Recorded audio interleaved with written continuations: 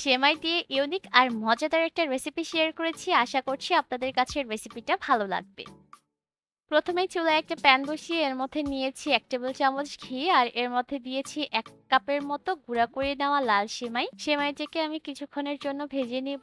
যখন সেমাইটা ভাজা হয়ে একটু লালচে রং হয়ে যাবে আর এর থেকে সুন্দর একটা স্মেল বের হবে, ঠিক সেই পর্যায়ে আমি এর মধ্যে দিয়ে দিচ্ছি ২ টেবিল চামচের মতো চিনি, কনডেন্স মিল্ক ৩ টেবিল চামচের মতো।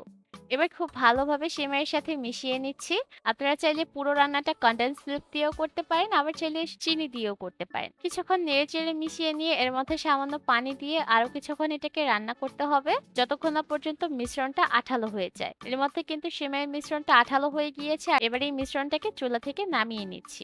আমি একটা কেকের মোল্ড ব্যবহার করেছি আর মোল্ডের মধ্যে তেল ব্রাশ করে নিয়েছি। এবার এভাবে করে আমি মোল্ডের ভিতর সেমাইগুলোকে দিয়ে গোল শেপ করে নিচ্ছি আর মাঝ বরাবর দিয়ে একটু গর্ত করে নিচ্ছি। একইভাবে করে সম্পূর্ণ মোল্ডের ভিতরই সেমাইয়ের মিশ্রণটা দিয়ে এভাবে করে একটু মাঝে গর্ত করে নিব।